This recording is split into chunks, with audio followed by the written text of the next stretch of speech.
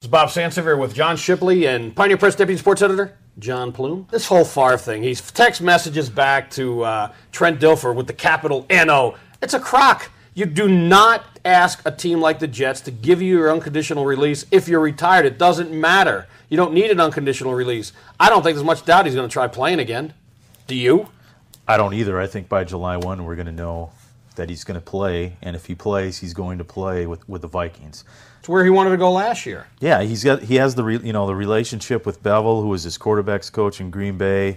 He's known Childress for a while when Childress was the offensive coordinator at Wisconsin.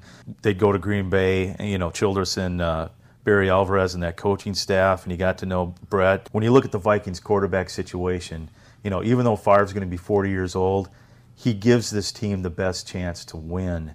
And they need to win now when you take a look at this roster. Even with the bad bicep tendon, he's better than Tavares and Sage Rosenfels. It's a field leadership that's a big deal. And now, John, if you're looking at this and you're Brett Favre, he had good running backs, Green Bay. He never had one with this kind of talent. And he had good receivers that I think were elevated because of the way he played. You think that could happen with these receivers, that suddenly they become maybe Pro Bowl, or I don't know about all pro, but Pro Bowl caliber receivers? The only thing that scares you a little bit about Favre and guys like this is that he will throw the ball at any time and anywhere, and if they can't catch the ball, that's a lot of interceptions. So I think he counted on guys like Sharp.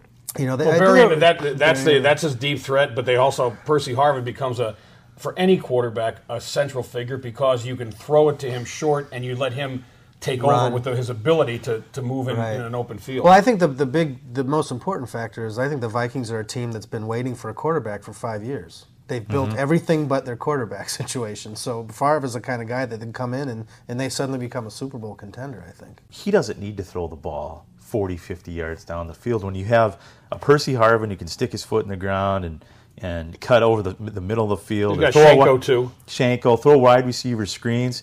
I don't think it is a bad call to bring him in here. I mean, so I don't see if he can still walk and lift his arm above his head, I don't know that it's a bad call. John and John, thanks again, and we'll in a week or so we'll find out if maybe there's more to this Favre thing.